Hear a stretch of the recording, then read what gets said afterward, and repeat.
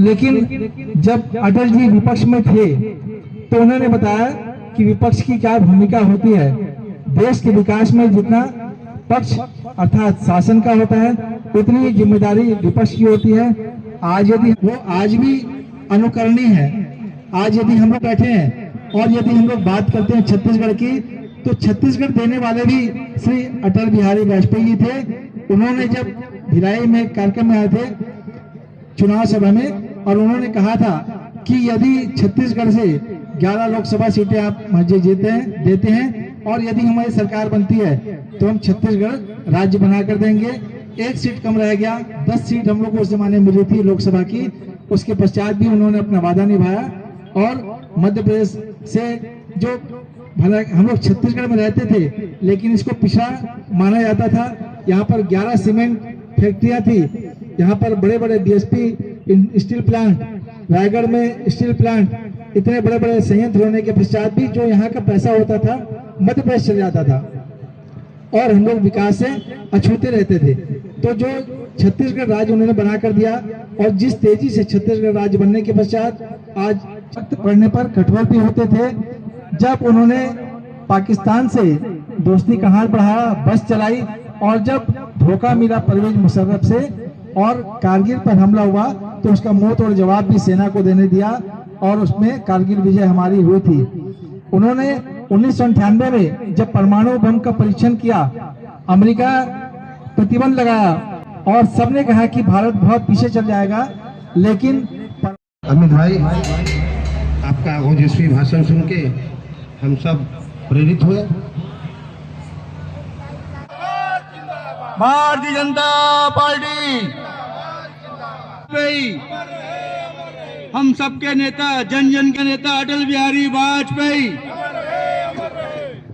आज आप सबके बीच में मुझे दोबारा आने का अवसर प्रदान मनोज तिवारी जी द्वारा किया गया है। झुग्गी झोपड़ी प्रकोष्ठ भारतीय जनता पार्टी में मेरे सबसे प्रिय प्रकोष्ठ के रूप में रहा है। आज इस कार्यक्रम में हमारे बीच में नवनियुक्त इस प्रकोष्ठ के संयोजक माननीय संजू नारायण जी, मेरे छोटे भाई यहाँ उपस्थित हुए हैं। मैं उनका स्वागत करता हूँ, वंदन करता हूँ, अभिनंदन करता हूँ भिलाई की नगरी में। अगर हम अपने एड्रेस के साथ में, अपने नाम के साथ में छत्तीसगढ़ लिख पा रहे हैं तो किसके कारण लिख पा रहे हैं? छत्तीसगढ़ आज हमको मिला, किसके कारण मिला? किसने हमारे एड्रेस के पीछे में छत्तीसगढ़ लिखने का हमको मौका दिया है? वो अटल बिहारी वाजपेयी जी हैं जिन्होंने छत्तीसगढ़ बना करके दिया। और दूसरे प्रांतों में दंगे हुए, फसाद हुए। वाजपेयी ने एक सभा में कहा था कि अगर हमको पूरी की पूरी सीटें आप दोगे तो हम आपको छत्तीसगढ़ देंगे, लेकिन हम लोगों ने कुछ कमी कर दी, लेकिन इसके बावजूद भी उन्होंने हमको छत्तीसगढ़ राज्य दिया। और ऐसी विषम परिस्थिति में दिया कि वो जानते थे कि आज हम छत्तीसगढ़ राज्य दे रहे हैं तो यहाँ भाजपा का शासन नहीं रहेगा, एक ऐसे व्यक्ति का शासन रहेगा जो इस छत्तीसगढ़ को आगे नहीं बढ़ा पाएगा, छत्तीसगढ़ का कल्याण नहीं कर पाएगा, छत्तीसगढ़ का भला नहीं कर पाएगा। लेकिन चूंकि उन्होंने वादा किया था छत्तीसगढ़ की जनता से, तो इसलिए उन्होंने छत्तीसगढ़ राज्य दिया।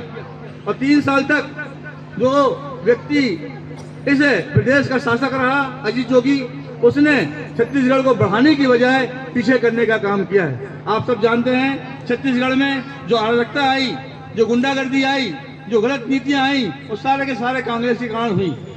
और उस सबको दूर करने के लिए हमारे पार्टी के लोगों ने, हमारे कार्यकर्ताओं ने जो दिन रात काम किया, उसका परिणाम यह हुआ कि 2003 के बाद भारतीय जनता पार्टी का शासन आया और 15 साल लगातार डॉक्टर रमन सिंह ने शासन किया और प्रदेश की भलाई के लिए, झुग्गी झोपड़ी वालों की भलाई के लिए अनेक काम किए।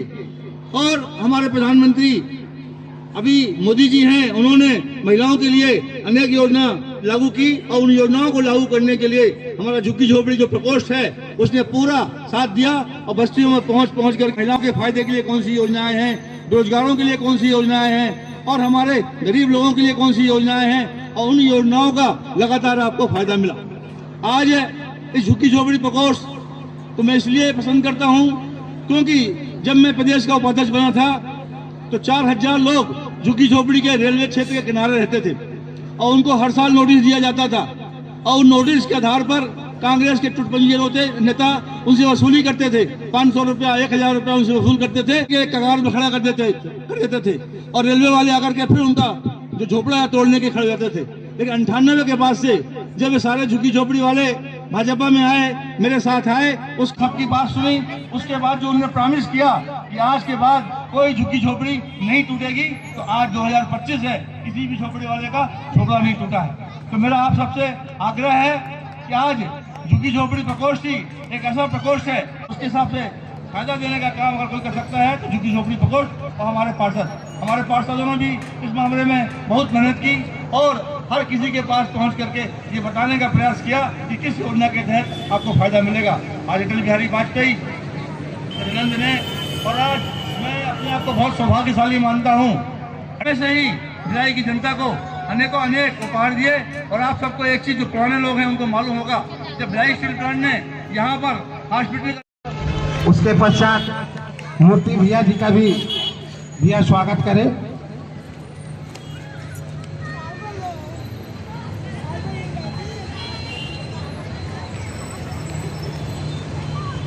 मूर्ति भैया, उसके पश्चात हमारे युवा साथी संजय यादव जी का भी स्वागत करें।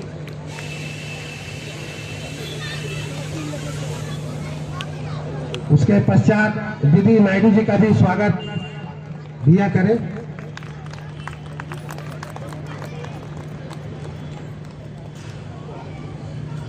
उसके पश्चात मैं सभी अतिथियों के स्वागत के लिए हमारे झुग्गी झोपड़ी प्रकोष्ठ के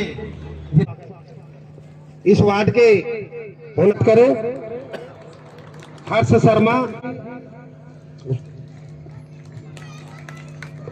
संतोष बघेल जी आए और हमारे बड़े भैया बिचपुरिया जी का भी स्वागत करें। रविंदर शर्मा जी भी आए, विकास अग्रवाल जी का भी स्वागत करें।